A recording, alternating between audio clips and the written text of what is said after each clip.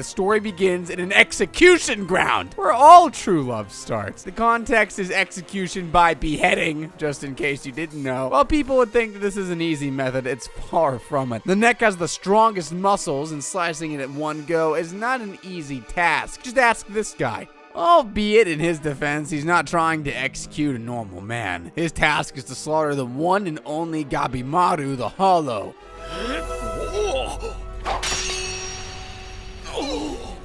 His neck is so strong that the blade breaks into two, and yet he's unscathed. Gabimaru can't die. Now, you all would wonder why such a man who was impossible to kill is here, now, on death row. He could have just easily escaped, right? However, Gabimaru wants to die. He's lost all hope in life and is tired of all the killing in the world. He wants peace, and for people like him, and John Wick, only death can bring real peace. As the sword strikes him multiple times, he wonders about his life, about the countless people he had killed, and why. Just why he couldn't share the same fate. Why couldn't he just die? The execution fails, and until the next execution, Gabimaru is taken to the prison cell by the soldier. There, he meets with a woman who seems to have been sent by the shogunate to gather information about him, and his life, and the situation that he was in. Gabimaru was born in Iwakagure village, where from the very beginning he studied assassinations. That was the only thing he studied, and by the time he was old enough to hold a blade, he had begun killing for the village chief. With years of experience, he, like many others, had developed superhuman abilities. Looks like this woman already knows pretty much about him, so I don't really know the point of this interview, but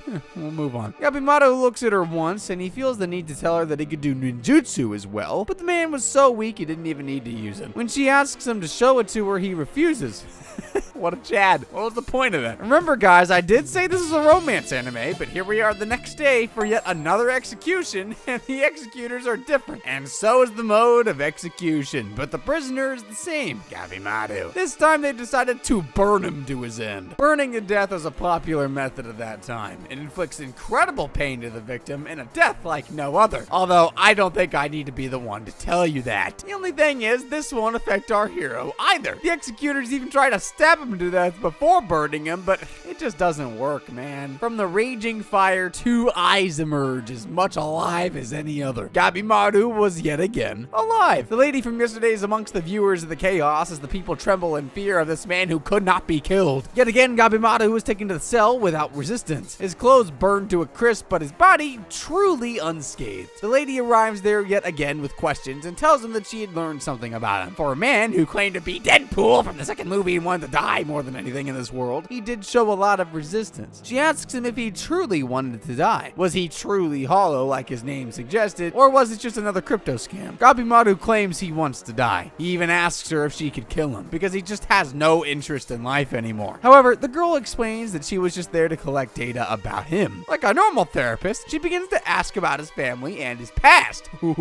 Turns out, Gabimaru was orphaned as a child. He knows that the village chief had killed his parents and taken him back as a shinobi. He didn't really care. After all, he was a child back then, and he had no resentment towards the chief for killing his parents, because that's just how children work. He grew up as a shinobi for the village and did what a shinobi does best, killing. However, according to him, he grew tired and wanted to leave the village and that life behind. But he was betrayed by his own men, and here we are. The story seems more than plausible, but something is missing and the girl knows it. She tries to ask him, but he tells her it's not that interesting and ends the conversation. The following day arrives, and here we are with yet another magnificent execution method to be tested on Gabimaru. He is to be split in half by bulls running in the opposite direction. Why not elephants, I'd ask, but my opinion doesn't matter.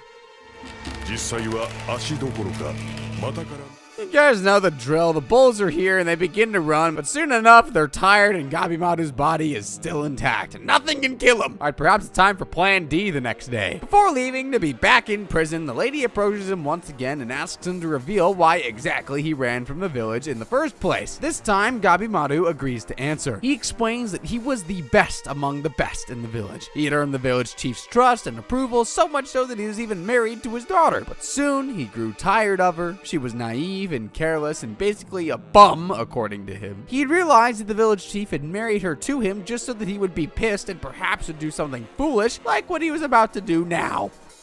仕方あるまい。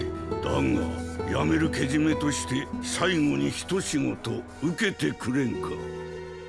He went to the chief to let her go and divorce her and leave the village, but unfortunately for him, he was a shinobi, and shinobi can only get peace once they die. Did I use this one already? I think so. When the story is over, the girl is still not convinced of the whole truth, but she knows that Gabimaru will not tell her anything. Later that night, as she is walking to a cell once more, she's confronted by an old man who warns her about Gabimaru. He tells her that shinobi from the Iwakakure village are scary and are rumored to have drunk the elixir of youth from Shinshinkyo. He explains how much of a beast Gabimaru was, and that he had killed 20-odd men when he had been captured. Something, however, doesn't add up. Why would a man so hopeless about life fight and kill 20 men while being captured? Something was missing, again. But it's something she looks like she's figured out. Back in the jail cell, Gabimaru is ready to end it all the next day. The next execution method is a clever one, actually, but the executors aren't as much clever as the method. They boil the oil to kill Gabimaru and end up burning a couple of their own men rather than seeing him dead. Gabimaru at this point is frustrated. So many days had passed, and yet he was still alive. That night, however, Gabimaru was not taken to a cell, and rather another room where everyone is waiting for him, especially the girl. Now, we all love a plot twist, and I honestly hadn't seen this one coming. The girl's named Saigiri, and she isn't a normal woman. She is a sword test of Edo, the one and only feared executioner, Yamada Saigiri. When Gabimaru notices and realizes who he's facing, his eyes widen, and before him he can see his death, and his body moves on its own. Saigiri paces him and strikes, but Gabimaru evades. His body doesn't want to die. No, he doesn't want to die, and Saigiri knows exactly why. She knows he has something to live for. Now, remember when I told you this was a love story? I wasn't lying. It actually is. Turns out he never really hated his wife. He loved her. She was the only person who made him feel normal and made it seem like he could also be normal. He had gone to the chief, who, by the way, had burned his own daughter's face because she wanted to have a normal life, and Gabimaru went to the guy to ask if he could leave with her. But yeah, he was brought here. Gabimaru fights for his life, refusing to die, but as he charges towards Saigiri, she brings out a paper, stopping him in his tracks. It is a royal pardon. He would be relieved of all charges and obligations to his village and would be free at last. Wow, this anime is surprisingly similar to John Wick. I was just joking before. But, however, there's one catch. He has to find the Shinshinkyo paradise and the elixir of truth for the Edo palace. So far, all missions to that place, which I'm guessing is Hell's Paradise from the anime title, have failed. The people sent to retrieve it had returned like this.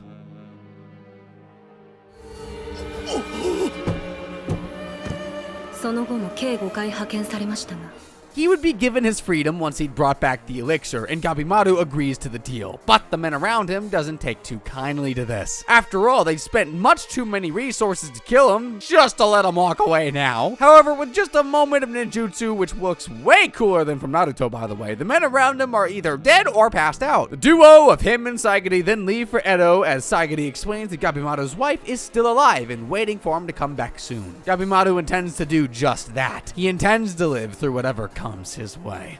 Execution and swordsmanship has been an integral part of the Yamada clan ever since the birth of their small society. It had brought the amount of clans closer to the shogunate higher and higher, and thus earned them the name of the feared executioners. Ever since her childhood, Saigiri had aspired to be an executioner just like her father. She believes that her father's skills are exceptional. Once she was little, Saigiri remembers that there was a storyteller who condemned to death. Her father was tasked with beheading the man while he told the story to the shogun. She watched as the man told the story, and from behind her father took his life so peacefully and so gracefully that the man fell to his feet even after losing his head and continued to tell the story until the end. Man, I wish I had that amount of passion with recapping, bro. Frick! This was a skill that Saigiri wanted to obtain. After she had grown older and become an executioner for the Yamada clan, she had tried to replicate the methods of her father to a T. She had tried to behead all of her victims with just a single blow without giving them any pain or suffering and sending them straight to hell or heaven, whatever. However, with each of her blows, she realized that she was unable to replicate what her father did. Her blows were filled with doubt and fear, which made it so that all of her victims died with pain and struggling. After every killing, she could feel the struggling arms of the the lost souls wrapping around her, which is actually shown in a really not monetizable way. So yeah, we can't show that, but imagine a naked lady being wrapped around by hands. Have you seen Food Wars? That, but instead of like spaghetti noodles, it's the vengeful souls of the dead. You get it. Second, he believes that perhaps she doubts her killings because she's not sure if her killings are ethical, which, I mean, I don't know anything, but they're probably not. She knows that in her attacks there is guilt, and perhaps by killing someone that she thinks truly deserves to be killed, she can gain her composure and finally learn the methods of her father. However, until today, she hasn't had such an opportunity, which brings us to our story. Gabimaru and all the other condemned criminals are brought near a beach in a makeshift tent along with the soldiers from the shogunate, executioners of the Yamada clan, and the shogun himself. All of the criminals have a cloth wrapped around their face and their hands tied behind their back. The soldiers claim that these criminals are not worthy to look at the shogun with their eyes. Talk about strict rules. Sagiri inspects the crowd of nearly 50 criminals before her, and she realizes that every criminal in that tent belonged there. There are criminals who have killed 30 people in a single burglary, serial arsonists, former constable and murderers, bandit kings, and people who have done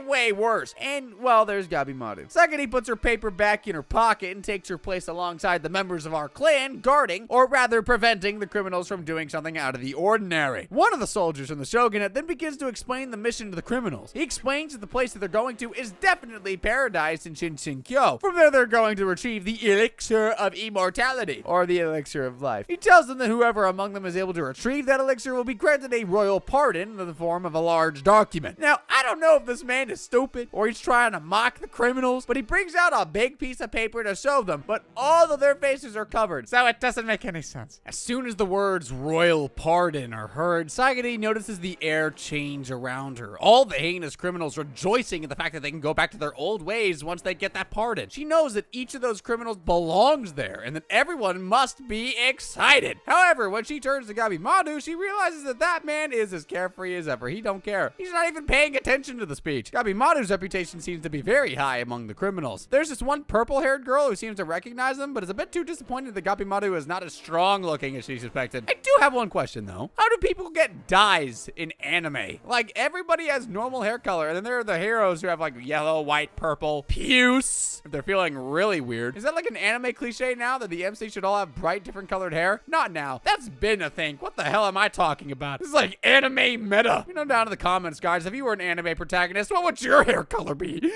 Mine would be puce, definitely. Anyways, the man up front continues to explain that the place that they're going to is like a paradise, but they just don't have the patience to listen to him. They must have already heard about this on their way to the beach, so they got a bit restless. This is when the man orders all of them to remove their masks and then brings out one of the missionaries who had survived the journey to the Paradise Island. The survivor man seems to be alive, however, his body has been converted into some sort of a plant symbiosis frickery something. There are roots growing out of his eyes and ears, flowers blooming on his face. It seems to be the fate that anyone who goes to the Paradise Island suffers. Once they look at the man, the criminals are now very afraid. Certainly, this was not the amount of risk that they were hoping to take. They'd be going from pumping blood to pumping chlorophyll. Is that how that works? They start complaining that this is too much danger. It was never part of the deal. And so the soldier who was explaining the journey before simply tells them that this is a voluntary journey and they can choose not to take it if they wish. One of the criminals is glad that the soldier said that he tells them they don't have no part in it and then just starts walking out. However, before he can even take 2 steps, the Yamada clan member assigned to him grabs his sword and beheads him in a millisecond. The journey was voluntary. The fact that they were going to die was not. With this, the restlessness in the crowd dies down and the soldier begins to explain the journey again. He tells them that each of them will be assigned with one Yamada clan member as their monitor. If during the journey they decide to abandon the mission, they will be beheaded on sight. If they decide to turn on their monitor, they will be hunted down and beheaded. If they manage to get the elixir but the monitor dies, they'll still get beheaded. And these guys just love chopping heads off. As the soldier continues to explain the journey, the shogun interrupts him and calls him to add in some extra details. The spice and the sauce. The deets. After a few whispers into the soldier's ears, the soldier returns back to inform the criminals that the ship leading them to the Paradise Island isn't that big. In other words, the shogun wants them to battle it out and kill a few of them in the process so that only the best of the best among them are allowed to head to the island. And now people here begin to show exactly why they're called criminals, because even before the soldier had finish his sentence, one of the guys, who seems to be one of the main characters because he has yellow hair, has already killed another criminal. As they expected, an all-out battle begins between the criminals, and the soldiers warn them that they can kill their fellow criminals, but they cannot remove their hands from the ties. Where are we dropping, boys? The criminal battle royale begins, and it's obvious that the main characters are slaughtering the other side characters. All the while, Saigari watches just like her fellow clan members. However, she's filled with self-doubt, and yes, the foul animation plays again. One of her clan members in her seniors, Aizen, approaches her, noticing that she feels overwhelmed. Now, Aizen is a massive sexist who straight up approaches her and starts telling her that she belongs in the kitchen and should live with a lavish life like the other daughters of the Yamada clan. Saigari seems to take no offense to this.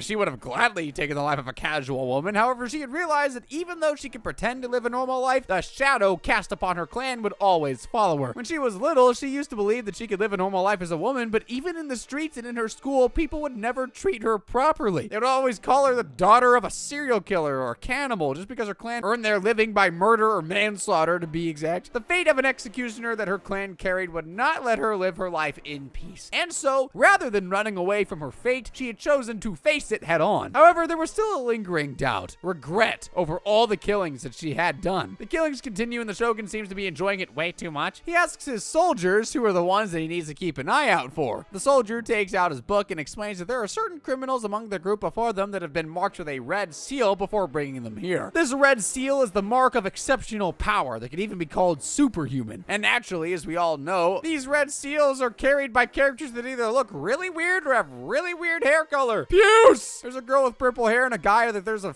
he's a giant. So I guess you can figure that much out. Among these criminals with the red marks, the soldier explains that there is a legend called Gabimaru, and he even points out him on the battlefield. However, much to the Shogun's distaste, Gabimaru is not fighting and is standing idly by in the middle of the battleground. As the battle rages on, the criminals believe that they need to get the hell out of Dodge, and a few of them decide to take a sword from one of the Yamada clan members and escape. Their eyes fall on Saigari, and being the frickers that they are, they believe that they can take the sword of a woman with ease. The criminals rush towards Saigari, who slaughters them with just one swipe of the sword. Yet again, she's filled with incredible self-doubt and regret, wondering if she'll be able to ever master the attack of her father. Out of nowhere, Gabimaru starts explaining to the Shogun that killing is never really a good thing. He pleads with the Shogun to stop this nonsensical murder, claiming that perhaps they were killers, but they didn't do the killing because they wanted to. The Shogun's main soldier tells Gabimaru to go back to the battlefield and fight, or forfeit his chance at a pardon if he wishes to. Gabimaru will do no such thing, so the soldier commands one of the other criminals to come and attack Gabimaru and tells him that if he can kill Gabimaru, he can qualify directly and doesn't need to fight anymore. Gabimaru tries to reason with the man and tell him that there's no need for killing, but in the end, the man is just a petty criminal who wants to live more than anything else. He tells Gabimaru to just shut up and die. Of course, he refuses. He has a reason to live now, and while he would not kill anyone, he would defend himself if anyone would come to kill him. The criminals then rush towards our hero, only for them to be killed one by one with nothing but his hands. Gabimaru seems to either have acrylic nails or hands that are stronger than swords because he can slash the neck of an enemy that approaches him. The Shogun and his soldiers are terrified of what they had just unleashed. Gabimaru was really a frickin' monster. As the sun sets, only 10 among over 50 criminals survive, and these will be heading towards Paradise Island. Gabimaru the Hollow, Aza the Bandit King, Tamiya the Sword Dragon, Keion the Hunter of 100, Nurugai the Sanka, Horubo the Killing Prayer, Akaginu the Cannibal. Okay, that one's concerning. Yuzuriha the Geishu, Morumaikya the Apostate, Rokurota the Giant, and Boom Boom the Booty Clapper. Man, these are some sick names and titles. Anyways, even Saigari has found solace in the words of Gabimaru and realized that there's no such thing as killing without regret, and that perhaps her father also had regret and self-doubt. It is the duty of an executioner to carry the burden of such doubt, and that is what she plans to do. The journey to Hell's Paradise finally begins. The elixir of life, the secret to immortality. Now, most of you may think such a thing doesn't even exist, and you're right, it doesn't, maybe, but in this anime, it's very much a thing. Gabimaru has seen it with his very own eyes back in his village. The One Piece is non-fiction. The village chief could take 100 blades and even have his guts spilled out, and he would still stand tall with that menacing, frankly disgusting smile on his face. Gabimaru had watched in then and wondered if the elixir was real, but now that he was here on this island, he thinks that the elixir must be true. Gabimaru and Saigari are alone in the island, each group separated, and many more groups are added as well with the same objective. As the two walk around the weird island, Sarah can't help but wonder how beautiful this island is. It's almost like it's worthy of its name of a paradise. However, Gabimaru knows that there is something fishy afoot, and with this whole place is creepy, it gives him sus vibes. describes. He explains, looking at the flowers, that there are no patterns to them. All kinds of flowers are growing in all sorts of places, not following any natural law of the human world. Sarah pauses to look around and realizes what Gabimaru says is true. The place is creepy. Yeah, you didn't need to overthink it. We've said that like 3 times. Gabimaru then easily tears off his binds to walk freely, which angers Saigiri. She warns him to tie his hands back again, or she'll be forced to kill him right then and there. Okay. He tries to argue his case, stating that this whole rule is pretty ridiculous. However, she's not going to let him have his way. She tells him that it might be ridiculous, but it's the shogunate's wish, and the shogunate gets what they want. Then goes on to say that this whole trip seems more and more ridiculous to him the more that he thinks about it. After all, they'd only been given food enough to last them 3 days, and they had no clue what they were looking for except a random picture. This was a suicide mission regardless. Before he could speak any further, Saigiri has her blade right up to his neck and demands that he do as she says. There's no way you think you can actually do anything to phase this man. He can't die. She tells him that she might have acted friendly over the few days that they were together, but on the boat, but in no way was she his ally. If he broke the rules, he would just die, just as it was stated back on the beach, but he can't die, so what are you thinking? He has no choice but to agree to his captor's terms. He just wants to meet his wife, and the sooner he's done with this, the better. She hands him another thing of rope, and he begins tying his hands once again. Just then a massive iron boulder lands on top of his head, and he's thrown away. All Saigiri can do is just stand there and frickin' watch. She turns around to see a massive monster of a man accompanied by one of her clanmates. The monster man simply starts chanting of how Gabimaru deserves to die because he was not paying attention to what was happening around him. That's one down, he claims with such confidence, only for Gabe to get up a few seconds later unscathed. The monster man is called Twisted Kayun, the warrior priest. The man was once a holy monk who got corrupted by the powers of weaponry. Well, in actuality, he is a sick freak who loves weapons, and by love, I don't mean admiration. This guy loves his weapons. Over the years, the monster was notorious for stealing weapons from a lot of people and had over 100 legendary weapons in his arsenal. That's all well and good, but what Gabimaru cares about is the fact that Kayun has his hands free, unlike him. Although it doesn't matter. She asks her clan member Kisho why their criminal was free. Kisho calmly explains that this is the reason why she was the lowest ranking among all the Yamada clan members. They tell her that she's too rigid and always about the rules and whatnot. To be a better samurai, she needed to have more flexibility and understand what needs to be put in first. Discussions are put to a halt when the monster man is back at it again. He wants to be done with Gabimaru first, and then with all the others and search for the elixir alone. The man then takes out all of his weapons that he was carrying with him. Now Gabimaru has no intention to fight the man and sees if Saigiri would stop them by any chance. However, the Yamada clan members have no intention to stop them from fighting. They claim once again that they are neither their enemies nor their allies, so if they fight, they must be at their own consequences. Saigiri, however, has one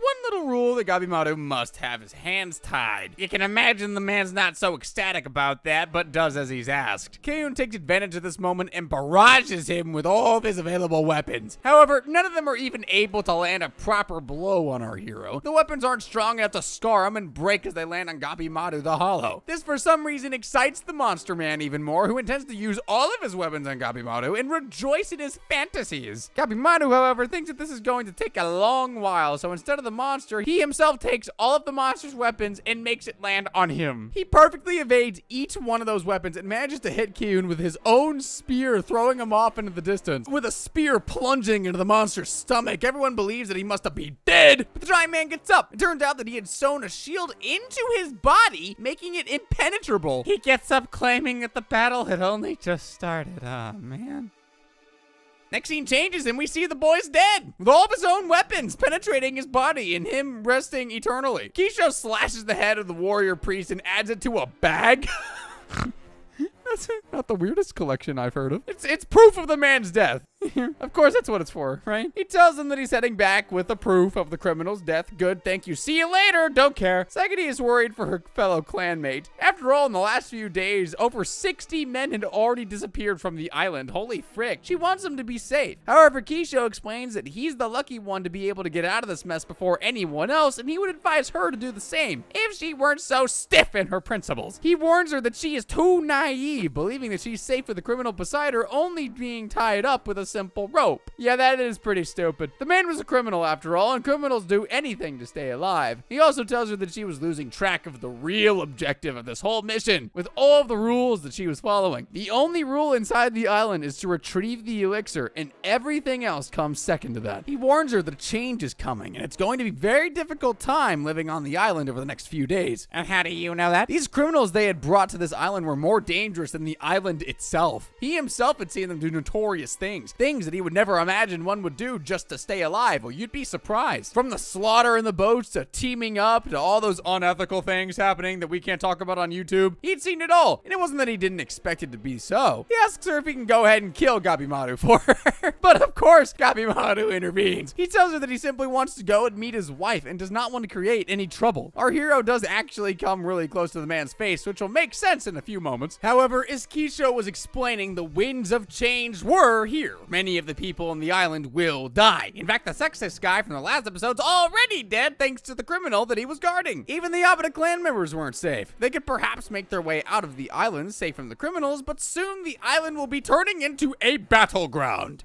Turns out the show unit was planning to make this island expedition a test for selecting a leader among the samurais. Soon, even Iwa Kagure would be involved, and more samurai would pour in. Who's to say who's the ally and who's the enemy? With these words of warning, Kyochi leaves. Sagadi begins to wonder if she really had figured out who Gabimaru really was. Kyochi's warning puts her in a really precarious position, and now in her head, she's no longer the dominant force in the criminal captor relationship. You never were, really. Before she can think further, a sword almost kills her, but she's able to save herself. It's really it's that fast, y'all. It's Gabimaru who had stolen a sword from Kyochi earlier in their face-to-face encounter. Told you that would make sense. When? After hearing that his old clan would be involved in the struggle for the elixir, Gabimaru would realize that he needs to make this whole thing quick. He knows that with all these restrictions being placed on him, it would only slow him down. So for a man who's been making his living by killing, the only logical plan is to kill her. As the two battle, Gabimaru explains that he has no hard feelings against her, but she needs to be eliminated for the success of the mission, just like how the earlier Yamada clan member said. The main mission is to get the elixir. Everything else is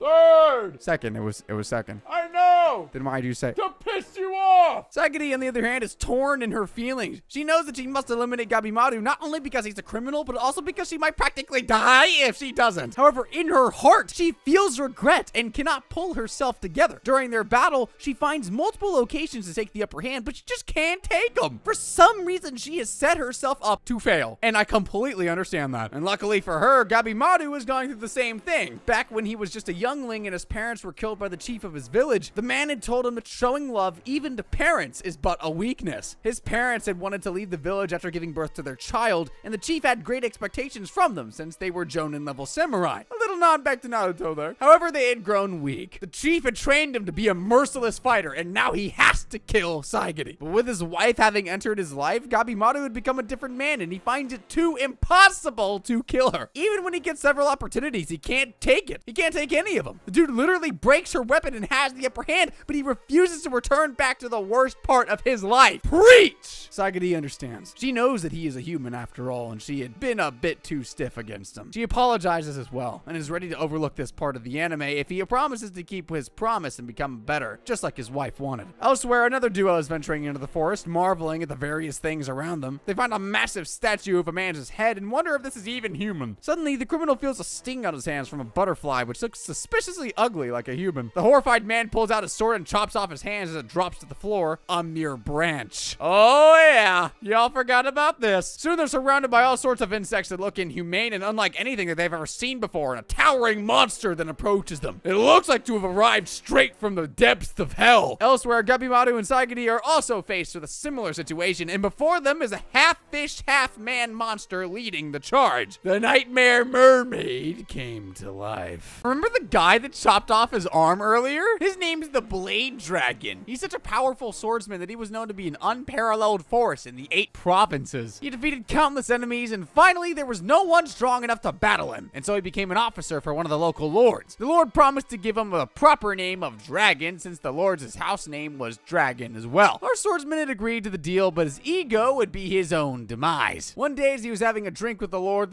joked that although he might be known as the Dragon Blade, he would never be able to kill a dragon in real life. This angered the Dragon Blade, who destroyed the entire gate of the lord's mansion and even threatened to kill the man. Turns out that back in the day, that was enough for him to be convicted of crimes, enough to give him a death sentence. He was about to be killed, but now he's here on the island hoping to get a pardon. Brother, you shouldn't have destroyed his gate. This time, he plans to actually destroy the Lord's entire house. All right, he hasn't learned anything. A pardon would be wasted on this guy, to be honest, but everyone has their reasons. Back in the present, Gabimaru and Saigiri are confronted by a massive fish monster, as you remember from the last episode. Gabimaru has no idea what the thing is before him. Is it a monster? Dead? Alive? He has no clue what it is, but he has no time to think since the monster is here to attack him. Gabimaru launches himself at the monster and with a single blow lands a crucial hit to the monster's head. While the monster's not dead yet, Gabimaru does find out that they can be killed since the feel of them are still lifelike. I don't know how that makes sense. Gabimaru tells Saigiri to back off while he fends off the monster, but he's too unsure if he should carry on with the battle. Brother, are you ever sure about any battle these days? I don't think you have been for the past 3-4 episodes. But fleeing ain't an option. He could run on his own, but if you let Saigiri die, nothing after that would matter. Gabimaru doesn't have a lot of time to think because if the fish monster was trouble, here come 20 more similar problems. Saigiri, who from the beginning of the anime is not really a confident person in herself and also in her decisions, really starts doubting the whole follow the shogunate agenda that she was carrying. Clearly, she wasn't prepared for this island. Last she remembers, she was assigned to kill humans who did crimes. Nobody told her there would be monsters the size of mountains. All sorts of monstrous creatures start appearing from all around the forest and surrounding them. These monsters look weird yet sane at the same time. Some look like humans, some look like animals, others look like the Buddha. Nothing makes sense to Gabimaru, and he goes into rampage mode. His only aim is to survive, and it looks like to survive, he must kill every single one of them. One by one, Gabimaru begins to kill the monsters that appear nearby by using fire ninjutsu that seems to be his forte. With his powers, he slices their arms and legs and heads and even makes some of them explode, which seems cool, I guess. But suddenly, he realizes that Saigiri was getting caught up with a Buddha-like monster. I never thought I'd say that in my life. The devilish-looking finger centipedes. What? These centipedes have fingers for legs, and they're attached to Saigiri's dress while a massive Buddha-like monster tries to attack her from behind. Gabimaru manages to get there just in time to save Saigiri, but he cannot attack the monster simultaneously. Luckily for them, the monster seems to be killed by someone else. From the forest approach 3 people. 1 purple-haired girl from the first episode, and 2 accompanying Yamada clan members. This girl must be really dangerous if there are 2 Yamada clan members accompanying her. This girl introduces herself as Yuzuriha, a ninja, just like Gabimaru, and she seems really sus. Gabimaru is repulsed by this girl, but he remembers what his wife told him. If anybody saves your life, you have to say thank you.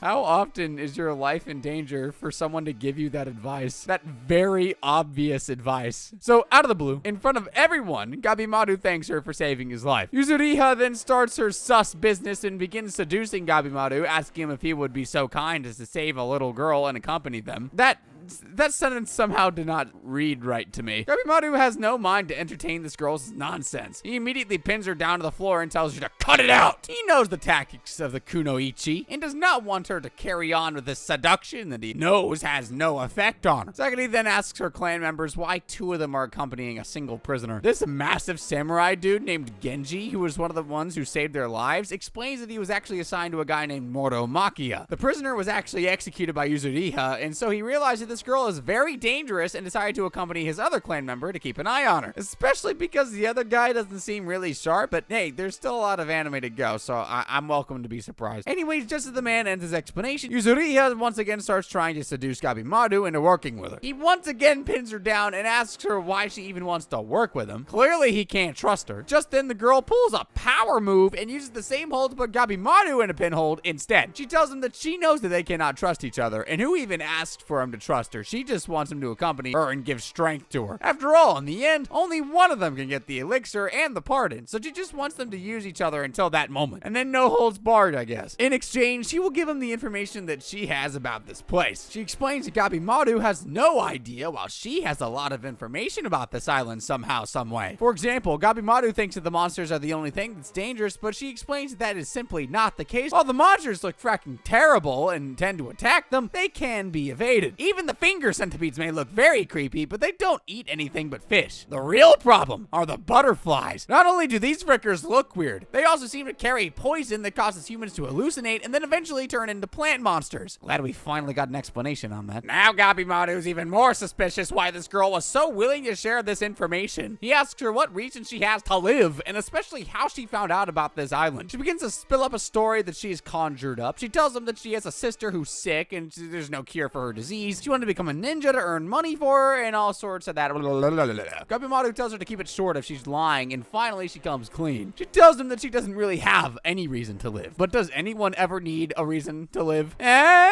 She just doesn't want to die until she gets old. That seems like a logical enough reason for Gabimaru, and he agrees in exchange for information that he'll help them with his powers. As for the answer to how she found out all this information, she simply used Morumakia as a scapegoat. She used all the insects and monsters that she could find to experiment on him, and that's how she got all that information. Wow, that's terrifying. The Yamada clan members have no issues with alliances or death battles as long as they find the elixir of life, and so an unlikely alliance is formed between two people that are probably going to kill each other by the end of it, if not 10 minutes from now. While all this is happening, Saigari is confused. She believes that she has amounted to nothing throughout this whole journey, and she'd be right. She's become yet another helpless woman character in anime, and with all the pressure mounting and buried in her self-doubt, Saigari faints. This seems like a perfect transition to talk about someone else named Tomo. He's actually a member of the Yamada clan who recently joined them. He was really great in his appearances for the clan, and soon enough he was accepted by everyone. And now he was tasked with taking a criminal to Paradise Island, a criminal of his choice. That criminal would be Chobi, the bandit king, who is surprisingly his brother. This man was so sly that he'd managed to infiltrate the enemy to save his brother, and now the brothers were here in Paradise Island fighting against monstrous creatures. Both of them had a difficult beginning. Their clan leader had been executed by the shogunate for crimes against the shogun, and their clan was also disbanded since the crimes of the leader would mean the crimes of the entire clan. Tomei throughout his life had looked up to his brother, who'd showed real strength. For him, it means change, adaptation, and that's exactly what Chobei had been. Even when their mother had succumbed to illness, even when their father had been executed for trying to avenge the death of their clan leader, even when they were captured by bandits, Chobei had shown strength. He had managed to turn the situation around and make their lives better. He'd become the leader of the same bandits who had captured them until eventually the Yamada clan members arrived to capture them. Chobei told his brother to leave him and come back to save him later, and that's exactly what Tomo had done. Here on the island, the brothers are fighting for their lives, and together they believe that they can do anything. The monsters that surround them seem to know that they are murderers and tell them that they must repent for their sins, but despite all odds, the brothers fight and defeat everyone anyways. They refuse to acknowledge the crimes that have been put on them, and they refuse to die. Not a lot of people now remain on the island, and the shogun's patience must be running out. They gotta find that elixir soon. Saigari wakes up with a very disturbing dream of her father. The man has clearly detested her for being a girl, it looks like, but who can really blame someone for being sexist in a sexist world?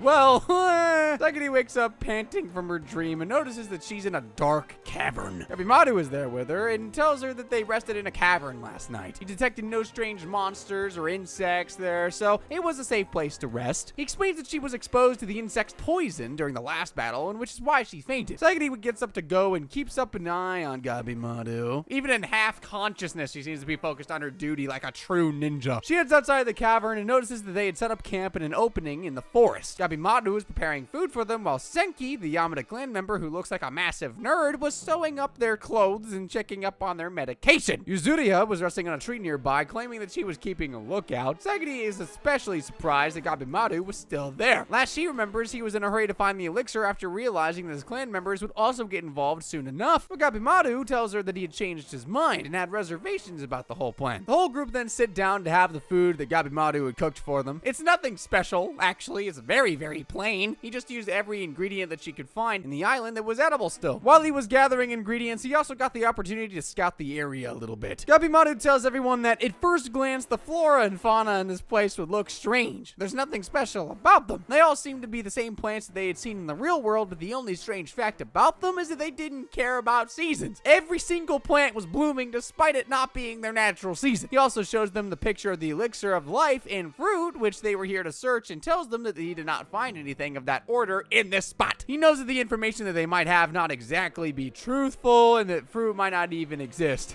Just fruit in general might not even exist. But he now knows that it just doesn't exist in that area. He also reveals that while he was scouting the area, he noticed there were several hundred bodies of samurais who were probably the ones that came here in the first or second expeditions. Each one of them had turned into flowers. Thankfully for them, he didn't use any of those flowers for cooking the food. Senki, the nerd Yamada clan member, then jumps in with the fact that he had gathered about the island. He explains that while this place is called Paradise by the shogunate and does in fact have a lot of statues of figures from Buddhist or Taoist religions, it all seems strange to him. He's perplexed by the statues themselves. How did they get here? Do people live here? Do the monsters have enough mental capacity to even make statues of gods? Saigari then points out that she doesn't think that the monsters are smart enough to do that. While she knows the monsters are in fact living beings, and while killing them she felt their flesh and skin, doesn't doesn't really think that they're conscious enough. How can you tell if a being is conscious by cutting through their skin? Especially because she realized that they might feel alive, but they aren't actually alive. Oh, okay, that still didn't explain anything. To begin with, they don't even have reproductive organs, so what's the point of living that life anyways? As for the monster's physical forms, they seem to be half animal and half human. They're like mystical, yet they seem so normal. She believes that while they may be dangerous, they aren't really that smart. Senki notes that both the monster and the island are similar, and that they both are mystical yet so normal, like malformed gods. Unless they can understand what these monsters really are, they can never really hope to get out of this alive. Gabimaru, however, believes that there are monsters that can live without organs for infinity. Gabimaru, however, believes that if there are monsters that can live without organs forever, then there must be an elixir of life hidden out there somewhere. Later that day, when the sun is setting, Sekiri goes out and she's confronted by Genji, big boy Genji, who decides to show just how sexist he can really be. His final form. He looks at Sakura and he knows that she is filled with self-doubt, and instead of being really encouraging to her, he decides to be a frackin' sexist. He tells her that he does not believe that Sakura would last another day on this island, and she should perhaps go back. Next morning, she should leave the island and he would take over Gabimaru's care. He tells her that she had already lost her sword in a fight somewhere, a sword that the Yamada clan members considered a part of their body. He knows that warriors change their weapons throughout battles, but clan swords were something different. Holy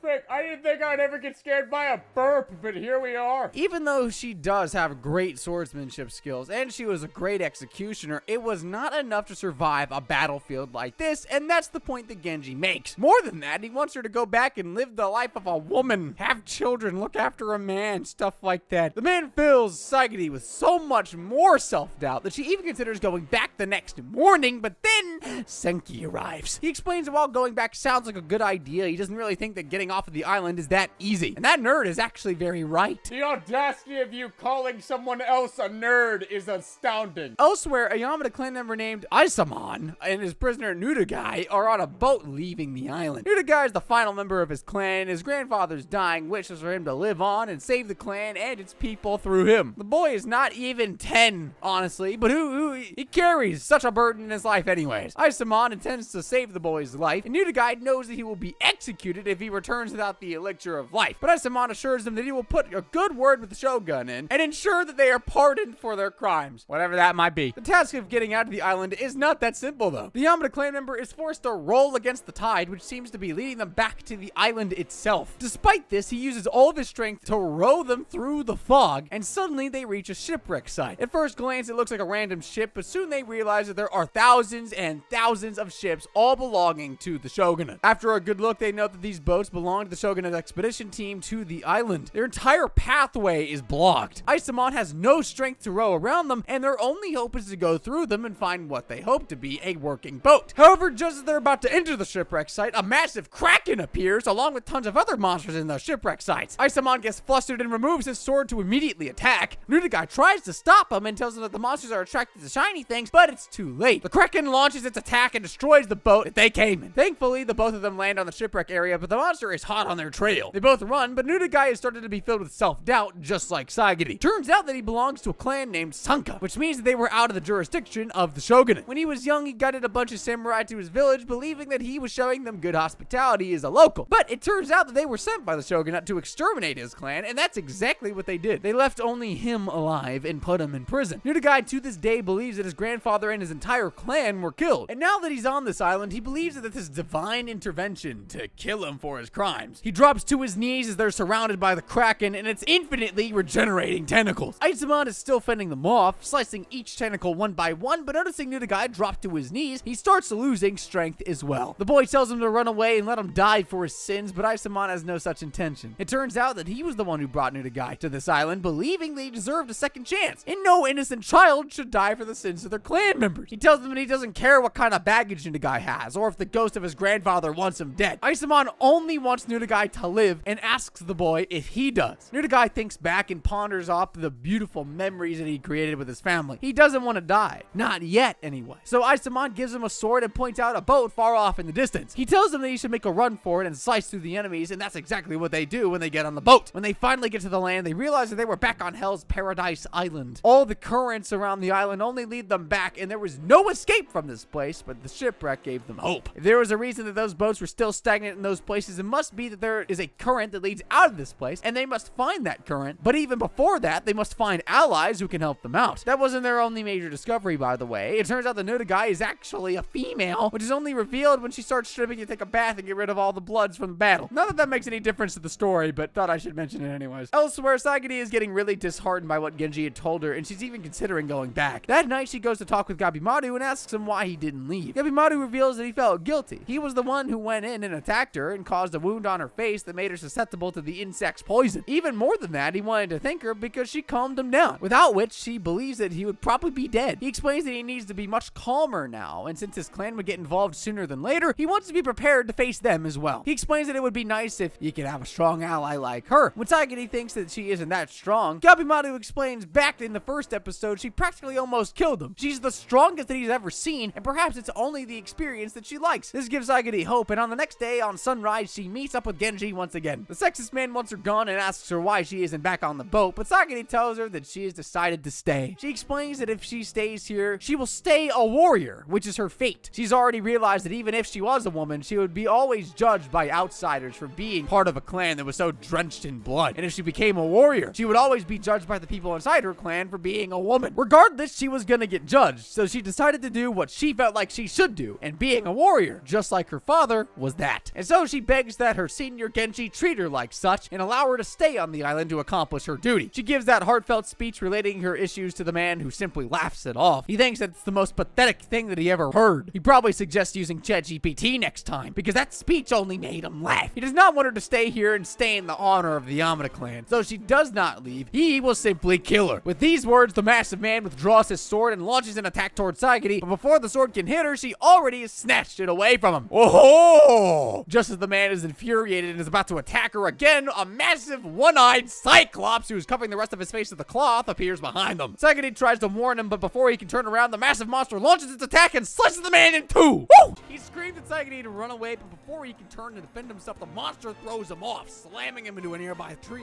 Saigiri races to see if he was alright, and no, he's not alright. I mean, the man has a big freaking hole in his body. The man still has a little bit of life left in him, and he uses that to warn Saigiri to run away. Saigiri, however, decides to keep being emotional and gives this monster an opportunity to come towards her. Thankfully, Gabimaru is here to save the day, and he kicks the massive fricker right before it can lay its hands on her. A single kick from him is able to send the monster a few hundred yards away into the forest and gives enough time to talk with Saigiri. He asks her just what the frick this monster is, but it turns out he's just a normal condemned criminal like Gabimaru. His name is Rokurota, the giant of Bison. He was assigned to the Yamada clan member named Aizen, the same guy who was really sexist towards Saigiri in the very first episode. The fact that Rokurota was here alone meant only one thing: Aizen is dead. Gabimaru glances at the man's eyes and realizes that Rokurota will not give up on killing them anytime soon, which is exactly why they need to fight. He puts on his mask ready to fight and starts analyzing Rokurota's abilities. He remembers the teachings of his clan leader and decides to test one skill after another against the giant of Bison. Rokurota was not going to stand idly by either. He had already thrown a massive tree towards Gabimaru while he was in his protagonist monologue with himself. Now that's what you call a proper villain. Physically, there's no doubt that the giant is way better than Gabimaru, which is why our hero turns to his accomplice, Yuzuriha. She's on a treetop nearby with a Yamada clan member assigned to her center. Gabimaru asks her to fulfill her promise and come down to help him out against the monster, but Yuzuriha claims that they never had a deal to fight to begin with. When they made the deal, she would give him information and he would be the one who was fighting, so all she could do was cheer him on. And that's exactly what she does. She likes cheering him on. Gabimaru believes that since the man is a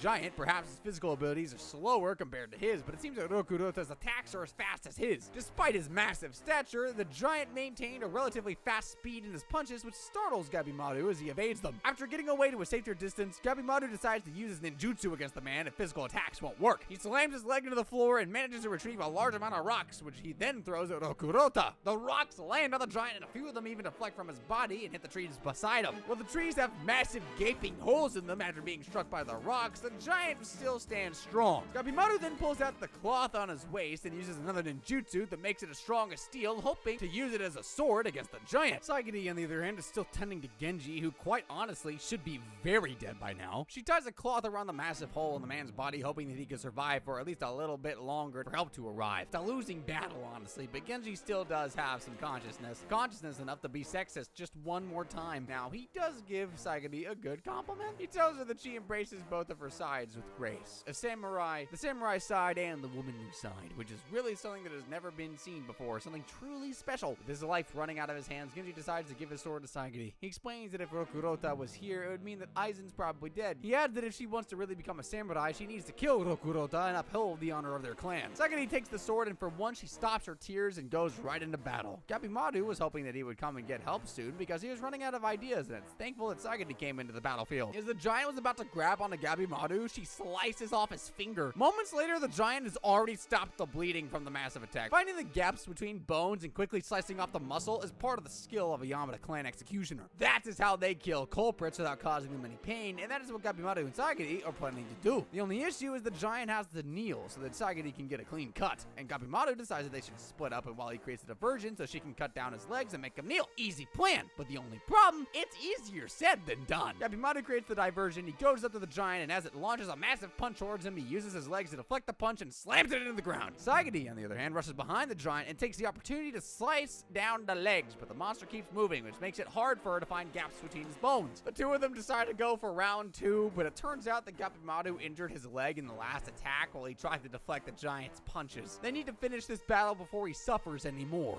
As Gabimaru is fighting, this giant suddenly starts crying. His stomach starts scrambling in hunger, and he starts crying like a little frickin' infant. In his rage, he slams Gabimaru into the floor. The hit is so bad, he's stuck in the ground for a few seconds. When he gets out, he thinks that he can take it, but suddenly starts spitting up blood all over the place, and the giant is not going to stop. It's all up to Saigiri now, who calms herself down and decides to embrace the duality that Genji had complimented her on before. She was an executioner, but also a woman, a human being, and to be conflicted about both of them would only get her nowhere. She decides to embrace herself fully, and suddenly her ideas and her actions align. Saigiri becomes this monster of a swordsman who can deflect, block, and attack all at the same time with such grace that everybody thinks she's the best instantly. Senka, who's watching everything from a treetop, reveals to Yuzuriha that although she's ranked 12th among the Yamada clan members, she isn't really 12 in terms of her capabilities. The clan members rank themselves based on various skills, and she was suffering in her rank only because she was a woman. The fact that Senka was a higher rank than her is proof enough. In terms of pure skills and abilities as a swordsman, she was fracking number 1. Genji, how is he still alive right now, is also thinking the same thing. He knows or rather knew from the very beginning that if Saigiri puts her mind to it, she could become the best among them. However, being the best still doesn't seem to be enough, because while Saigiri can deflect and block the giant's attacks one by one, she cannot kill him. His head is just too high for her to attack, and she cannot cut down his legs or arms because he keeps moving. I mean, she does manage to bring him down once, but he's too quick and runs away after. Gabimaru is also at his wit's end, but he does have one plan, but it's risky. He tells Saigiri to be prepared as he ignites himself on fire using his ninjutsu. With the fire attack, he lights the entire forest on fire, and soon the smoke starts to fill the area. Yuzuriha realizes what Gabimaru is trying to do and quickly takes Senka and runs away from the place. If they live, they'll find them after. Once the forest is on fire, the smoke starts filling up the area, and since the giant is tall, super tall, he starts choking on the smoke. The anime even gives us a science lesson and calls it carbon monoxide poisoning. So if you're ever in a fire, duck down. Anyways, now it's a test of the giant's tenacity. Either he'll suck up all that carbon monoxide poisoning or fall down to his knees to get some fresh air. It turns out that is exactly what the giant does. After trying to stay up for quite a while, he falls down to his knees. Gabimaru punches his hands down to the floor, keeping him still, while Saigiri slices through his neck, Levi style. Now, the giant of Bison also has quite a sad and really disturbing backstory. He was born with an insatiable hunger, which made him feel hungry all the time, and hunger resulted to anger. When he was a young boy, he killed his parents because of this hunger, and he kept on killing and killing and killing, unable to understand why he was hungry. However, now he was finally free. After killing Rokurota, Saigiri and Gabimaru decided to go into the direction where the monsters were coming from, because that would be the most logical pathway to understanding the ecology of this place. If what Yuzuriha and Senta said was true, the ecology was the thing that would lead them to the elixir of life. As they go in that direction, after a while, they find Yuzuriha and Senka waiting along a cliffside. However, they look very surprised. Gabimaru and Saigiri rush to them, and they notice that they found a village,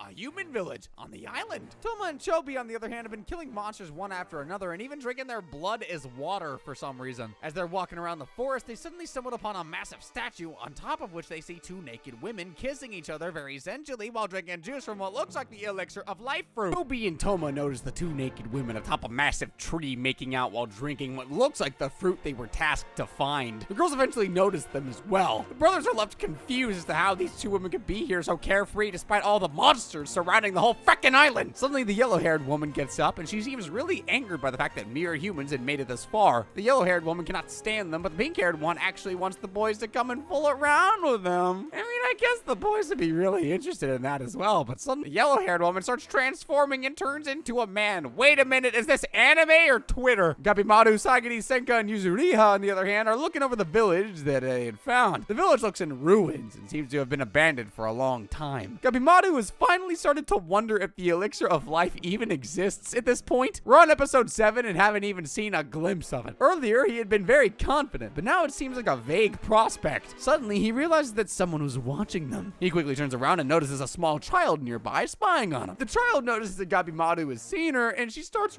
running into the forest. Gabimaru chases after her, and the others follow. The child seems to be quite agile and evades Gabimaru's attempts to apprehend her. As they reach deeper into the forest, a massive bonsai-looking monster appears to protect the child from them. The monster doesn't seem to be strong, though, and so Gabimaru decides to leave the monster behind for his other companions to deal with, while he continues the pursuit. He knows that she could probably know about the elixir of life that they had been searching for, and Sagiri follows Gabimaru as well, because she needs to keep an eye on him. So it's up to Senka and Yuzuriha to deal with the monster. Yuzuriha, for the first time, decides to take charge and drink some kind of liquid and starts precipitating heavily. She calls it her ninjutsu. I hope it's good enough to deal with this thing. Gabimaru is still rushing behind the child and grabs her by the arm eventually. However, the girl seems to be powerful enough to take that hand and turn Gabimaru upside down and escape once again. Gabimaru is left wondering how the frick the girl is able to do such a thing, because the young girl's muscles are not near strong enough to do that. He quickly gets up and pursues her once more. Earlier, when he had fallen down, Sagiri had taken the charge instead of him, and she was closest to the girl now. Sagiri keeps telling the girl that she simply wants to talk and means no harm. And suddenly, the girl stops, and Sagiri thinks that the girl is finally ready to cooperate. However, she instead is charging up her fist to fire up a very strong attack. As the girl launches her punch towards Sagiri, Gabimaru intervenes just in time. He takes the full force of the punch and realizes that this girl was not an ordinary person. In fact, this whole island wasn't ordinary, so excellent point, Fricker. Gabimaru was doing a lot of work just to stay alive, and he had been taking everything a bit too easy. He decides that he will not do that anymore. And so Gabimaru conjures up a ninjutsu spell and traps the girl in a pile of vines. As soon as the girl is strapped, she starts crying. Turns out she was a little girl after all, and Sagiri gets her down. She reprimands Gabimaru for being so harsh against the child. 2 minutes ago, the same child was about to frickin' slaughter you! Anyways, the two of them return with the child and notice that the monster had also been defeated. They plan to interrogate the child about the elixir of life and also about the island. But just then, the bonsai monsters attack again. He wasn't dead! He exclaims that he will reveal everything about the island and the elixir of life. He will even give them food if they let the child be with them once more. The group doesn't agree with the monster because, after all, it did try to kill them a few seconds ago, but the monster promises he won't do that anymore. He simply wants the safety of the child and nothing else. He promises to take them to the village and give them the food, even a bath for them to enjoy. With the prospect of a relaxing bath too good to pass up and also some information, the group agrees to join the bonsai monster to the village. The monster leads them to the same village that they had been overlooking from the hill. The whole place is surrounded in a thick layer of mist, and it seems to be abandoned by the people that just as they predicted. However, the monster reveals that he and the child still live in the forest, and it takes them to his house. The house is filled with old utensils and artifacts and looks like a normal house, except for the fact that a literal monster is living there. Yuzuriha and Sagiri head to the bath, while Gabimaru and Senka begin interrogating the monster. The monster first offers some food in the form of a fruit the young child has on a regular basis. Senka starts munching down on the food as he cannot resist anymore, but Gabimaru insists that all he wants is the info. Soon, Sagiri and Yuzuriha also arrive back from the bath, and the monster starts to reveal the truth about the island. He introduces himself as Hoko, and the girl is Mei, and that they were born and have lived on the island for centuries now. Hoko reveals that the island has been divided into 3 distinct regions. The outermost region, where the weird-looking monsters are found, called the Eshu. The middle region was called Hojo, and the center region was called Horai. As for the elixir of life, it did in fact exist. The locals of the island called it Tan, and it can only be found in the center of the island. He proves the existence of the elixir of life by snapping his own arm, which regenerates in a second. However, he tells them that he did not drink the elixir of life, and he was merely blessed by it, which is why he could not recover all the beauty of his old self. However, on this island, there were dangerous people called the Tenzin. They were the protectors of this island and the elixir of life itself. They were immortal, could never be killed, hence being immortal and an overwhelming power. The very reason that he gave them the food was even revealing all of this was because of the Tenzin. No man who had ever entered the island had left alive. The Tenzin had made certain of that. They slaughtered any intruder of the island and rid them of their sins. Once the prisoners had died, they were thrown into a pit where they would turn into flowers. From these flowers, the elixir of life was extracted. It looks like the 2 naked girls that Chobi and Toma were fighting were the same Tenzin that Hoko were describing. Chobi manages to slice the yellow-haired fricker up into 2, and yet from his dead body he rises again, completely unscathed without a single scar. The man then overwhelms the 2 and then finally subdues them. He throws Toma and Chobi into the same pit filled with hundreds of thousands of men turned into flowers. As they land at the bottom of the pit, several vines start surrounding Chobi, and Toma hurries to save his brother. Back in the village, Gabimaru and the rest of them don't know what to make of the info that Hoko had given them. While they finally knew the location of the elixir of life, the fact that an immortal enemy was waiting for them made it a bit more complex. Gabimaru decides to take a bath instead of thinking about the perils of life, and Sagini accompanies them, as it's her duty. In the bath, they stumble upon the same child once more, who seems to have a massive scar on her back. A sword wound, probably from encountering some other humans who were wanting to interrogate her. Sagini gives her a proper bath, and Gabimaru, after remembering his wife, tells the young one that she shouldn't hide her scars. He tells her that he knows someone who has the biggest scar on her face, and yet she's the most beautiful human being that he'd ever seen, aka his wife. So by the end of all this, even the young girl who was so scared of him warms up to him. After a relaxing bath, Gabimaru gets out reinvigorated and once again focused on what he was on the island for. He needed to get the elixir of life as fast as he could and return back to his wife before her father did her any more harm. Tenza was a lackey when he was younger. He used to live somewhere in the streets of rural Japan doing stuff that he wanted, be illegal or legal. He lived how he wanted to live, and unfortunately for him, the best that he could afford was actually the streets. But he still enjoyed it. Tenza's parents couldn't bother though, or actually, they were dead. To be able to feed himself, he turned to crime. He stole from people, yet he walked the streets like a proud man. He picked fights with random people just to prove that he's the bigger dog in town. Tenza was a criminal, and yet on the island, he's here as an Asaimon student. Tenza and Nudagai had made it back to the island despite their best efforts to get out of it. There was no sea current that led them outside off of the island until they found this current they were trapped in. At least they were alive, but for how long, who knows? I mean, how long can you go without food? Just then, a strange orange-haired woman dressed like one of those Tensen that the bonsai monsters were talking about appears, and she starts complaining about how there was noise coming from this area, and when she looks around, nothing is the same. Tenza and Nudagai are startled by her, and even more so, shocked, as the woman slowly turns into a man. Finish unlocked! What? What? Tenza immediately knows that this guy is trouble and tells Nudagai to run in the opposite direction. Running, however, does not seem to be doing them any good because the strange quote-unquote man is already in front of them. The man conjures up a strange air magic thing in its arms and throws Tenza off. For the first time in anime history, Tenza actually coughs off some spit instead of blood, so congratulations on the realism there. After throwing Tenza off towards the forest, the man turns towards Nudagai and he wants to fire up another spell just like before and attack the little girl. However, she seems too nimble for him to catch and therefore cannot land a single blow. Nudagai gracefully evades the man's attacks and makes it next to Tenza and helps him up. The man commends the little girl for being so graceful even for a human. However, he knows that it will not matter. As the man walks towards them, Tenza jolts up suddenly and slices the man's eyes with just a single swing of his sword. However, before his sword has even left the man's face, strange vines appear around his eyes and they're back to normal once again. Tenza knows that this is a monster that he will not be able to defeat even if he wanted to, which he does want to, so yeah. All he can do is buy them time to run. He tells Nudagai to be prepared to run at his signal. Then before the man has even begun to settle in his everlasting body, Tenza attacks him with a sword, slicing off his arms and opening up his neck. Surely a normal man would have died by now, but this wasn't a normal man. I'm pretty sure it's not even a man, but who am I to judge? The two of them run to the forest, it being the only place that they can run towards. However, before they haven't even taken 20 steps, the man has already caught up to them. He hasn't healed just yet and is still dangling with the help of his vines, but he's there all right. As the man turns to attack them, however, a sword comes towards them and slices the head finally off the body by cutting through the vines that attached it. From across them, Tenza notices one of their other Yamada clan members rush toward him. The guy has white hair and completely shut eyes. Yep, he's blind, isn't he? The blind man commends them to run away as fast as they can. Tenza recognizes the man as his master Shion, who took him into the clan, and gladly agrees to his command. After running a significantly far distance, the group slows down and catches a breather. Tenza sure is glad that he found his master. He introduces Shion to Nudagai as his master, and also as the fourth-ranking Asaimon member, despite his obvious disability. In his eyes, Shion is one of the best, and he believes that the man is responsible for the good life that he has now. What good life, dude? You're just about to be killed by an immortal man-woman. Either way, Tenza is glad to see that his teacher is alive. Shion, as well, is happy to see his student, but is, well,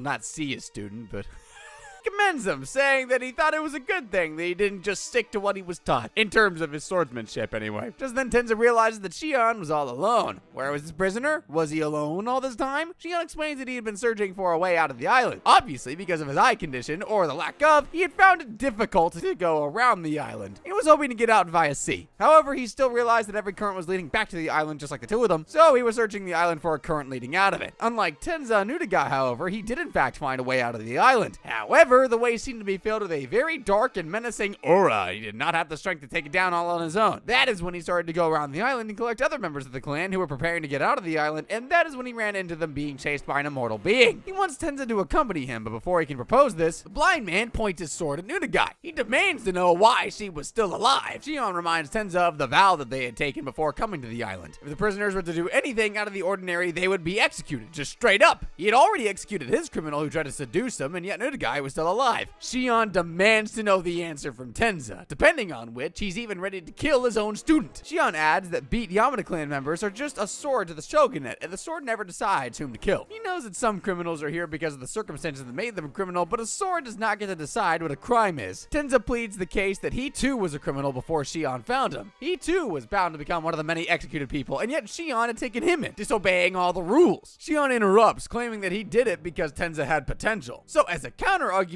Tenza claims that he sees the same potential in Nunagai. And would you look at that, the blind man simply agrees. Tenza is a little confused at how easy that was, but they have no time to rejoice their new reunion because the strange man from earlier had already recovered and he's here. Before the man can attack them, however, Shion darts towards his student and drags them away from the Tenzin. The Tenzin turns towards them in amusement, his fingers all bloodied up. He was certain that he had sliced open Shion's neck, but it looks like the man had barely survived. He's coughing up blood, but he isn't dead yet, so that's a positive, I believe. With his master in a state of near death and Nunagai being someone he had promised to protect, Tenza steps up. He knows that he stands no chance against an immortal being, but he has to do his best anyways, anime style. He takes out his sword once more and starts barraging the Tenzin with hundreds of skillful maneuvers. The Tenzin, however, seems unfazed. He'd already learned all the Tenza's skills thanks to their last encounter. Even after channeling all of his energy and using his special skill, Tenza is no match against the monster. The Tenzin scoffs off the apprentice's attack and fires up one of his own, creating 4 massive gaping holes in his body. Back when Tenza was still a lackey, he had been taken up by Shion to become part of the Yamada clan, an honor that a regular boy like him would not deserve in a million years, and yet here he was, training, fighting, and living alongside the Yamada clan members as family, quote unquote. Tenza often asked his teacher why he had even considered such a useless boy like him to be his student. Shion always gave him the same answer: I see potential in you. Naturally, Tenza was eventually tired of the same answer over and over again. He was not getting better with his swordsmanship, and he had started to miss the carefree life that he used to have. Was he doing all this strict Yamada clan stuff just on the basis of a hoax, that he was some kind of a prodigy? So one day he went up to Shion and told him that he would return back to his old life. He was obviously not good enough, and all these lies Shion has been coming up with to keep him here was not going to work anymore. Shion has no problem with Tenza leaving the dojo and going back to his normal lackey life. However, he does have one condition for Tenza to leave. In a spar with Shion, if Tenza manages to land even a single hit, then he will let Tenza leave. Obviously, this seems like a tactic to keep Tenza in the dojo for a long time, and Tenza is not a fool. The very next day, he's about to leave without even consulting with his master. Just as he's about to escape, he encounters Aizen. He stops Tenza in his tracks and asks him why he's leaving without fulfilling the contract to Shion. Tenza simply don't fracking care. Instead, he asks Tenza to come with him before leaving the dojo. The man takes Tenza to a nearby graveyard and to a grave of one of the former students of Shion. He explains that the guy who was in the grave was the student of Shion, when the man did not really care about having students at all. Like Tenza, the student also wanted to return back to his normal life and leave the dojo, and back then Shion agreed without even a second thought. Turns out that over the years, the same student had trouble finding jobs and he couldn't even feed himself. Naturally, the student turned to crime, and one day he was brought in for execution. The executioner was Shion himself. For over an hour, Shion cannot drop his sword to kill his student. Eventually, he did perform his duty, but after that, he became a really enthusiastic teacher and really cared for his students, hoping to make up for the tragedy that he had to inflict on his former one. Apparently, right before being executed, the student had apologized to Shion for being a bad student and not heeding his words. I don't know what changed after the story, but Tenza decides to go give the dojo another chance. Over the next few days, he continues to spar with his master and eventually even lands a blow. However, he does not leave. As we all know, he don't want to die, and he doesn't think that he's better than that other student, even though he doesn't know a thing about him. Why the frick did you come to this island, bro? If you don't want to die.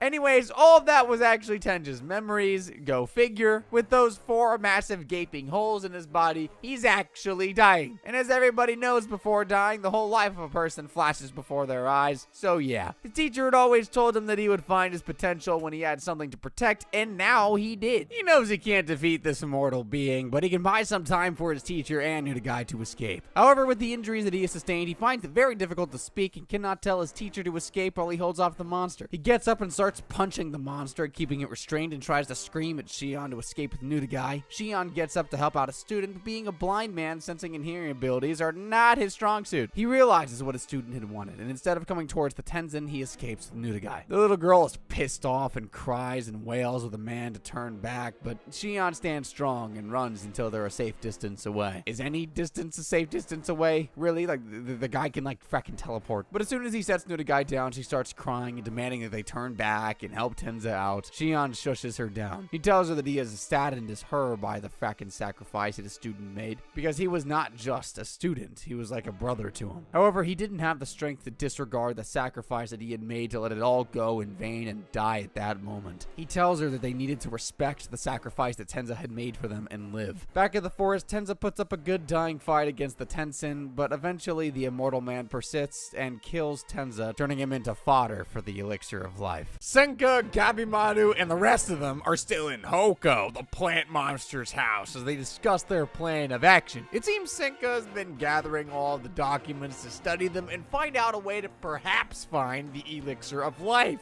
However, he has come across a really massive hurdle. He explains that the more he reads, the more mysteries arise from these books, and it might take him several hours, possibly days, possibly months, to figure out a proper plan. Not to mention he's burned out after reading so many books, and this day is over for him. Despite their obvious lack of time, they decide to spend yet another night at the house. Senka insists that he will stay and watch alongside Gebimaru. Before staying guard, he'd asked Senka how long it would take him to gather enough info for a concrete plan, and the guy seemed clueless. He had explained that there were several mysteries that he could not solve at all, and that was not a good enough answer for Gabimaru. So that night, when everyone else was asleep, he heads out to find the central region of the island called Hodai himself. He remembers that they had traveled south while reaching the village, so if he travels in the general direction further south, he'll reach the central region of the island. As he travels to the forest, remembering his wife and what he had come to the island to do, the mist thickens. Soon, he's surrounded by mist, and his superhuman abilities are the only things that allow him to see properly. Suddenly, he realizes that this isn't even a forest at all. The whole place is filled with hymns and chants, which appear to be coming from the trees. Upon closer inspection, Gabimaru realizes that the trees look strangely familiar to Hoko, as in, these trees look like men and women who are praying to a god. He can hear them chanting sutras, although they are completely immobile. He doesn't know how long it's going to take Senka to crack the code for the Tenzin and this whole island, so he decides to push through it all anyways, realizing he don't have enough time. He remembers Hoki explained to them about Horia. It being the central region of the island, Hoki had claimed it to be beautiful and unlike anything that they'd ever seen in the outer regions of the island. However, as Gabimaru encounters a massive gate leading to what he presumes to be Hodai, he realizes that there are no gods here, and the gate itself looks really man-made. As he's further inspecting the gate, he suddenly turns around and notices a strange woman there. The woman seems tired, having fought humans, and tells Gabimaru if he can just simply go away, since she has no interest in fighting him or any other humans for that matter. Gabimaru looks at this woman closely. While she looks human from the outside, he can sense no humanic aura coming from her. Gabimaru does not intend to leave without getting answers to his questions, so he asks her if she is in fact a Tenzin. The girl is super annoyed and doesn't want to engage Gabimaru, but he asks her yet another question. Do you make the elixir from humans? As soon as Gabimaru asks this question, the girl squints her eyes in anger and launches herself towards him. Our hero is prepared for this and deflects her attack, breaking her hand in the process. The Tenzin is amused. Gabimaru was unlike anyone that she'd ever fought before. As she turns towards him, another kick lands right on her face, twisting the neck and breaking it, but before Gabimaru could have put his foot down on the floor,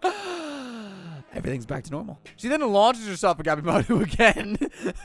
Just no breaks, man. Who narrowly avoids a massive punch that creates a crater in the ground. He notes that she regenerates at a scary fast pace, and her attacks are incredibly strong. Gabimaru does not intend to run either, as he goes on the attack next, once again kicking her neck in a continuous fashion, breaking it one more time. This time, he added a little spice of ninjutsu in there, and soon the entire Tenzin catches on fire and burns to a crisp. With such a powerful attack, Gabimaru believes that the girl must finally be dead. However, he cannot be more wrong, as a powerful punch leaps out of the fire and Gabimaru is thrown to the gate, which almost breaks open. From the fire emerges a charred human figure which looks strangely manly now. When the dust is removed from the body, the Tenzin appears to have now converted into a man. The Tenzin thinks that he just killed Gabimaru with that. How? forever.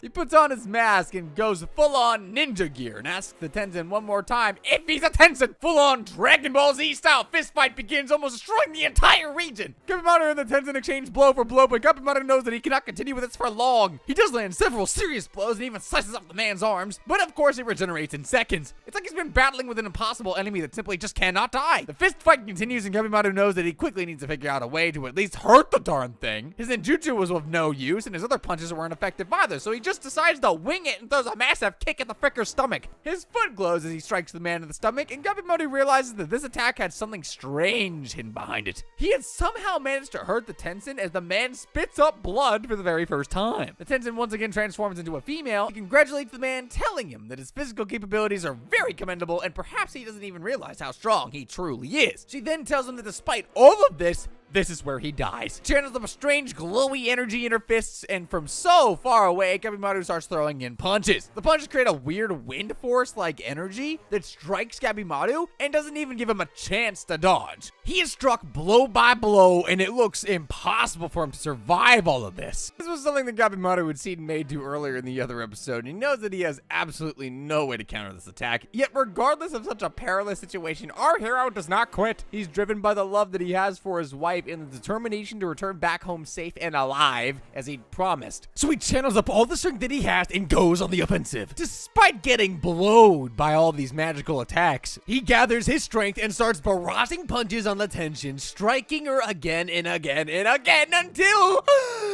she got blow! He struck her with such a powerful blow that she's torn apart, literally. By the end of it all, Gabimaru's also in a pretty bad spot, but he knows that he's defeated the Tenzin, so there's that at least. That fricker smiles, cursing Gabimaru for pushing her this far along and wondering if the others will be angry at her once again. Suddenly, her body changes into a massive flower monster. At the tip of the flower is a human-like figure which controls the monster it grabs onto. Gabimaru and everybody knows pretty much that this is the end for him. He had already spent all of his energy while attacking her earlier and has no strength to reconjure up some new jutsu for an attack. He suddenly wakes back up at home with his wife before him. His wife brings him tea and tells him that he's been acting strange lately. He smiles back at her and thanks her for being there, even if it was just a dream. Aww. Suddenly everything goes black once more and Gabimaru's filled with blood. He really put icing on this piss cake. He's about to be killed by a flower. His body suddenly goes into reboot mode. Throughout his life as a ninja, he had been taught that at the end of his life, when he's being attacked by an enemy that he cannot defeat, he must do as much damage as he can to the enemy before his death. Such was the training that he had been given, and now his body would act on its own. With the last embers of life, he burns down the flower monster's arms, grasping onto him, and falls to the floor after slashing the monster's face. The monster, after calming down, tries to attack Gabimaru once again to finish him off, but this time Mei steps in. Just as the monster's about to attack Gabimaru, she creates a force field around them both, saving her and Gabimaru. The Tenzin, who oddly seems to recognize Mei, just leaves the battlefield soon after. The next morning, Senka tells everyone that Gabimaru was nowhere to be found. Sagiri wants to go and find him, and while Yuzuriha does not want anything to do with that, when Hoki tells him that he can help him travel through the forest and it's mist, she agrees. Hoki wanted to go to the forest to find Mei because she's been missing since last night as well. As the group enters the mist in the forest, Sagiri asks Hoki about the Tenzin, and he tells them that there are 7 of them. At the same time, the same 7 Tenzin have gathered for their daily reporting. At first, they're discussing what gender they like to live as, but when their leader arrives, they all silence themselves. The leader is very angry at Zu, the Tenzin who fought Gabimaru earlier, had been so complacent with her job. It turns out that Zu had used so much of her energy that she had to turn old and gray. The leader destroys her head, which also regenerates within a second. It tells her, or in fact warns her, to be more careful later. He also turns towards the other 2 Tenzin who fought Tomo and his brother earlier and asks if they were finished with the humans. The Tenzin claimed that they had brought the humans to near death and thrown them in the bed to turn them into flowers. After being satisfied with all their answers, they then sit down and drink a glass of elixir of life once more. Zu also instantly turns back to her beautiful self. Hoki continues the story and tells Sagiri and the group leader about the 7 Tenzin who were supposed to be one. A legendary hermit who had mastered all the 7 paths of life had separated into the 7 immortal Tenzin thousands of years ago and had ruled the island ever since. He explains that he had heard the story when he was a child. Yuzuriha jokes that Hoki was perhaps a leaf as a child since he's a tree now, but Hoki tells him that they were just like them. Oreg regular human. Just then they also reach the strange praying forest, and Hoki explains that each one of these trees was once human. It was a really prosperous and rich civilization at least 1,000 years ago before their worlds went into ruin. His people would always turn into trees when they were old and gray or dying. Among them is also his dead daughter, who is praying just like the other trees. He explains that this is the reason his civilization had failed and gone to ruin, since eventually everyone turns into senseless praying trees. Regardless of these horrible facts, he still believes that the Tensen are gods, and Horai is a place of redemption and peace. Elsewhere, Gabimaru wakes up and is confused as to how he's still alive when he suddenly notices Mei. He wonders if she had saved him, but even more than that, he wonders what he fought yesterday. He knows for sure that they're not gods, and if they aren't gods, there's obviously a way to kill them. Gabimaru is happy that he finally found something useful despite his obvious injuries when he suddenly jerks up, noticing two men near him. It's the same frickers who chopped off his hand in the second episode, and he looks like he wants to fight. This is gonna be a tough battle. Tamiya and his Asaimon has discovered a pretty bloodied Gabimaru and an unconscious Mei beside her. Tamiya, being the fierce competitor that he is very glad that he found Gabimaru here, because he was waiting for a good opponent to fight. Yeah, I wouldn't fight him right now.